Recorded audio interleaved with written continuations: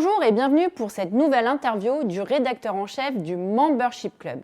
Comme vous le savez déjà, le Membership Club est un club très sélect de dirigeants et patrons du tourisme qui bénéficient d'avantages exclusifs. Ils ont notamment accès à notre liste de diffusion WhatsApp et aux articles payants de Tourmag. Aujourd'hui, je suis heureuse d'accueillir une rédactrice en chef. Il s'agit de Charlotte Marcus, directrice générale France d'Air Ticket.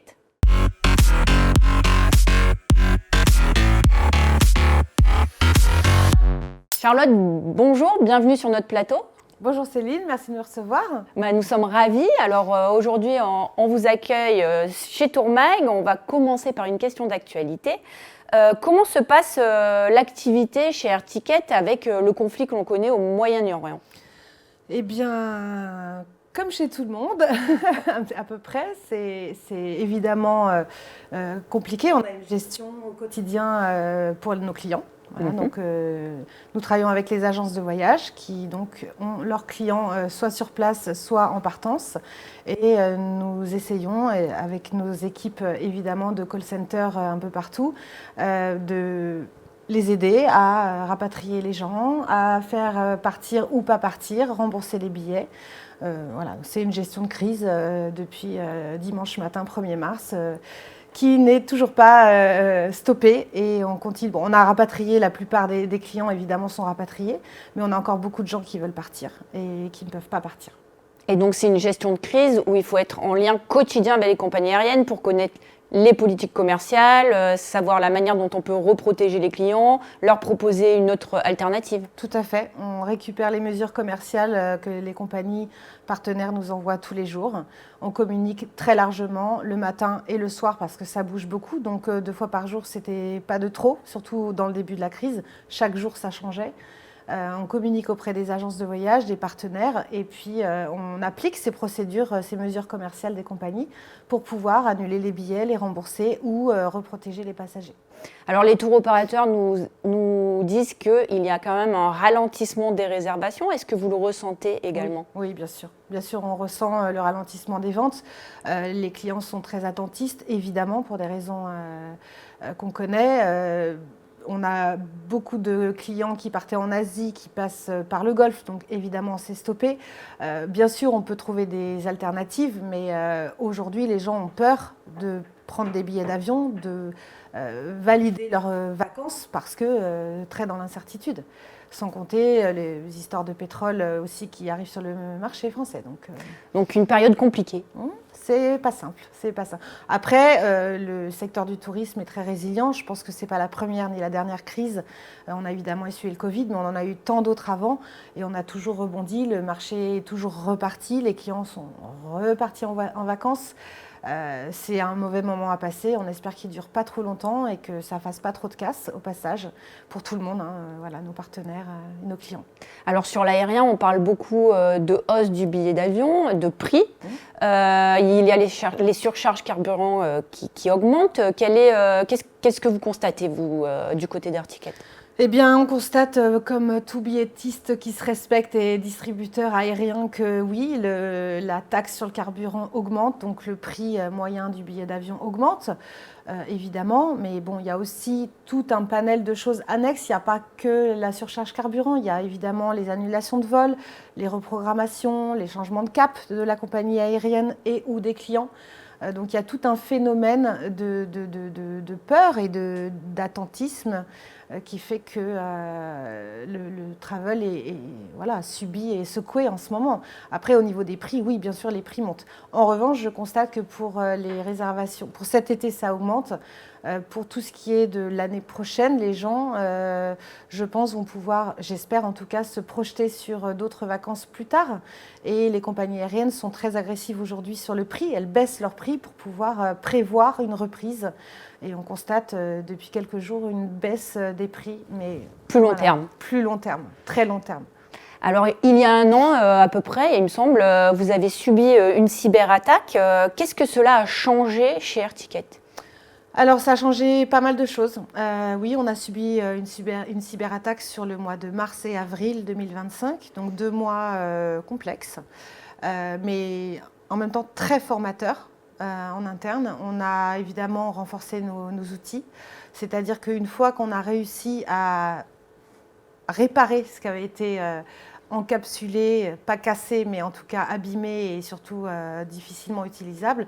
On a d'abord mis une solution light en place tout de suite au bout de 8 jours pour que nos clients puissent continuer de réserver. On n'a jamais arrêté la billetterie. Donc ça, c'est une chose importante à rappeler, c'est qu'on a tenu le cap parce qu'on a toujours continué notre ADN, c'est-à-dire être émetteur de billets.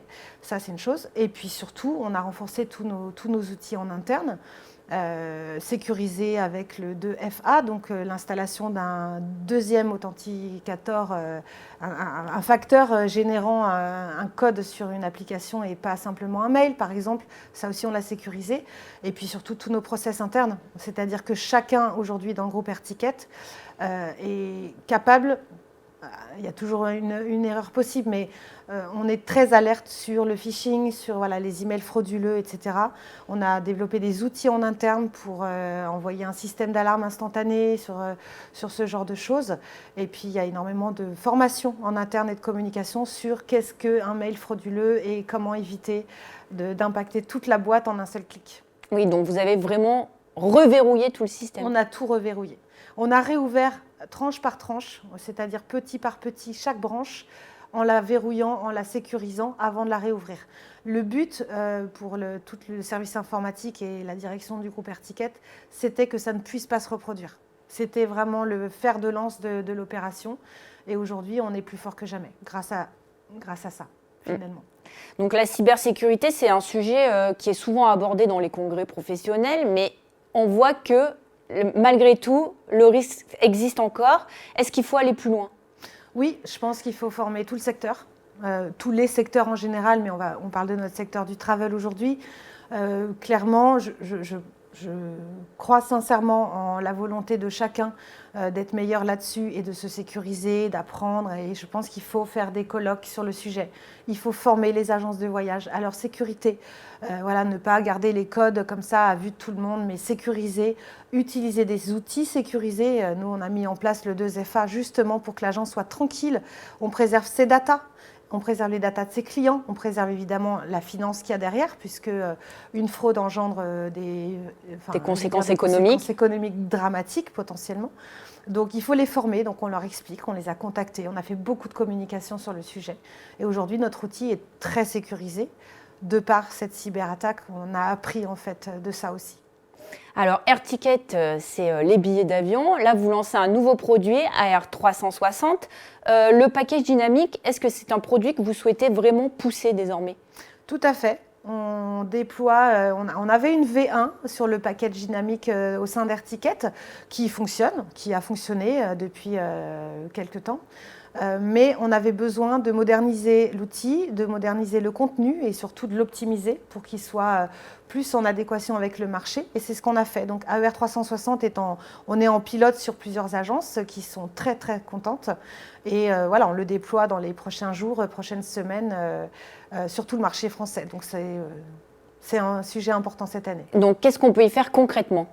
Concrètement, on peut réserver sur Cockpit, on a un onglet vol et on a un onglet AER360. Sur cet onglet, on a un onglet multidestination qui est du package sur mesure, dans lequel nous pouvons réserver du vol, du train, du bus, de l'hôtel, de la location de voiture, des excursions, des transferts en taxi, en navette.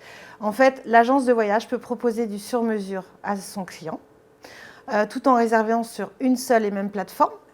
En live, elle peut aussi poser un devis et le valider, le concrétiser plus tard, le temps que le client réfléchisse. On peut évidemment tout un panel de modifications, de revenir sur le dossier, changer un petit peu son fusil d'épaule, mais globalement, elle peut réserver un sur-mesure en live sans attendre des réponses tardives, gérer l'option de l'aérien parce qu'on n'a pas eu la réponse de l'hôtel. On connaît bien tous cela malheureusement. C'est vrai que c'est un produit à valeur ajoutée, mais c'est beaucoup de travail. Sur AER360, ça lui permet d'avoir tout en main, sur un outil, avec un taux de commission tout à fait raisonnable. On peut le dire aujourd'hui, on commissionnera les agences à minimum 14%, et on a un sur-mesure, mais qui est beaucoup plus facile à construire, donc moins chronophage. Alors derrière cette brique, c'est Travel Compositor, c'est un outil qui est déployé aussi sur d'autres solutions du marché. Qu'est-ce qui fait la différence chez vous ? Oui, tout à fait. Travel Compositor est notre partenaire dans cette aventure et on est très content. Leur outil est très performant. Il est effectivement utilisé chez d'autres acteurs du tourisme. Ce n'est pas pour rien. On fait tous des choix malins, je dirais. On essaye en tout cas. La différence, alors je ne vais pas dans les détails de ce que font les autres, mais chez Air Ticket, on a un contenu aérien évidemment qui est pas exhaustif mais presque parce qu'on a 120 IATA, on a plus de 80 compagnies connectées sur NDC, on a des agrégateurs derrière, on est un peu agrégateur d'agrégateurs. Donc notre contenu aérien est très vaste, déployé sur tous les pays du groupe Air Ticket, hein, donc on est quand même partout dans le monde aujourd'hui présent. Cette force de frappe aérienne est ce qui fait notre force aussi. Et puis ensuite, on a des contenus avec des bed banks, des partenaires sur les excursions, des partenaires historiques qui sont solides. Et voilà, donc ça, au niveau du contenu, on a ce faire-valoir évidemment qu'on propose aussi sur l'aérien vol sec, en fait, aux agences de voyage déjà. Hein, et c'est vrai que 120 IATA monde, eh bien, en B2B, je crois que ça n'existe que chez nous. Et puis la deuxième brique très importante, c'est le service. Le service, pour le séjour, on a un service 24/24, 7 jours sur 7, jour et nuit, puisqu'on a des plateaux un peu partout. On en a aussi aux Antilles pour gérer le fuseau horaire, on en a en Allemagne, on en a en France, on en a au Caire aussi qui nous aide sur la billetterie, sur le séjour. Voilà. C'est le service qui fera la différence aussi, en plus du contenu. Justement, vous évoquez NDC, on parle souvent des difficultés sur l'après-vente notamment. Qu'est-ce que vous déployez aussi là pour peut-être aider les agences à mieux gérer cette partie? On a des équipes en fait qui sont compétentes et formées et qui performent sur la NDC, des équipes qui le font sur les GDS parce que c'est pas le même outil, donc c'est pas la même compétence. On essaye évidemment de rendre les équipes polyvalentes, mais avant d'être polyvalentes, elles sont expertes dans leur cœur de métier. Donc ça permet d'aller beaucoup plus vite. Les agences ont un expert en ligne à chaque fois qu'elles ont une question, que ce soit un dossier GDS ou un dossier NDC. Quoi qu'il arrive, l'agent derrière sait traiter. Alors ça, c'était la nouveauté côté loisirs. Côté business travel, vous déployez également un nouvel outil. Oui, on a la branche Corpo 360, hein, on aligne les planètes cette année et c'est vrai que le corporate travel est très important aussi au sein du groupe Air Ticket. D'abord parce que le marché est là et puis que le marché a besoin d'outils et que nous avons ces outils ou des partenaires qui ont ces outils. Donc l'idée, c'est de s'associer proprement avec des partenaires techno qui ont ces outils et de mettre notre contenu, qui est notre valeur ajoutée, dans ces outils à destination des clients corpo, voilà, des agences qui ont travaillé avec des TMC et qui ont besoin d'un contenu large. Alors, sur le groupe Air Ticket, vous venez de vous déployer sur 2 nouveaux marchés. Quels sont-ils? Et aussi, qu'est-ce que représente la France par rapport au groupe? Oui, on a ouvert le Brésil il y a quelques mois, qui est un gros marché, un très grand pays, beaucoup de potentiel, qui fonctionne très très bien. Et là, nous avons ouvert il y a 4-5 mois l'Inde. L'Inde représente, je dirais, c'est un marché qui pourrait faire doubler l'envergure du groupe. On est à peu près à 4,5 milliards sur le groupe aujourd'hui, sans compter l'Inde. Et l'Inde est un marché en expansion et qui a un potentiel quasi autant. Voilà, avec une équipe de déploiement sur le marché indien qui est très performante. Donc, et on leur souhaite plein de bonnes chances pour le déploiement sur l'Inde. Alors en France, Air Ticket, c'est aussi CMS. Vous êtes en train de réorganiser un petit peu ces 2 entités. Est-ce que vous pouvez nous en dire plus? Oui, bien sûr. Air Ticket France existe depuis 2017. On est rattaché à la filiale européenne à Berlin depuis 2021. Et en parallèle, la holding à Berlin a racheté CMS Vacances en 2019. Donc nous sommes les 2 filiales sœurs sur le marché français. Ça fait donc quelques années que ça dure, hein, avant le Covid. Après le Covid, on a commencé à s'intéresser évidemment les uns aux autres et à la structure et à comment on pourrait optimiser sur le marché français la force de frappe d'Air Ticket du groupe, mais avec 2 entités, 2 clientèles différentes, 2 potentiels différents, des manières de fonctionner différentes. Et aujourd'hui, on est clairement stratégiquement en train de fusionner tout ça. Donc, même si ça fait déjà plus d'1 an qu'on travaille en étroite collaboration, aujourd'hui, on va vraiment être main dans la main officiellement. Voilà. Donc la communication, ce sera Air Ticket. C'est tout à fait, c'est Airticket, on parle pour la marque du groupe et on est très fiers de le faire. On représentera l'équipe Airticket aussi sur IFTM en septembre évidemment, comme l'année dernière avec voilà, toute une équipe regroupée tous ensemble sur un seul et même endroit. Et puis on structure les équipes commerciales, par exemple. Moi j'ai récupéré évidemment toute l'équipe commerciale pour pouvoir avoir un maillage sur le marché français et Antilles, il y a Métropole et Dom-Tom, pour que chaque région de France ait un commercial Airticket disponible à ses côtés et puis pouvoir comprendre l'outil, l'utiliser. Ça fait partie des choses qu'on a mis en place. Alors, parlons d'avenir. Quel est le futur challenge d'Airticket sur le marché français pour l'année 2026 et 2027? Alors, consolider nos acquis, continuer de regagner la confiance qu'on a commencé avec la post-cyberattaque, de regagner la confiance de nos clients, parce qu'évidemment, pendant ce temps-là, ils font un peu aussi leur marché ailleurs, ils s'inquiètent, ils ne savent pas si on va être fiable ou pas. Donc là, on est dans une bonne dynamique où nos clients voient bien qu'on est fiable et qu'on a fait ce qu'il fallait. Donc on va continuer ça. Et puis après, on a des objectifs au sein du groupe qui sont de déployer l'IA, par exemple, pour nos clients évidemment, mais pour nous aussi les utilisateurs en interne. Je pense que c'est un enjeu des X prochaines années à commencer tout de suite et qui va durer dans le temps. Donc on veut être aussi, comme d'habitude, précurseur en techno, donc on a à cœur de déployer l'IA. Merci Charlotte. Je vous donne rendez-vous pour une nouvelle interview du rédacteur en chef du Membership Club. À bientôt.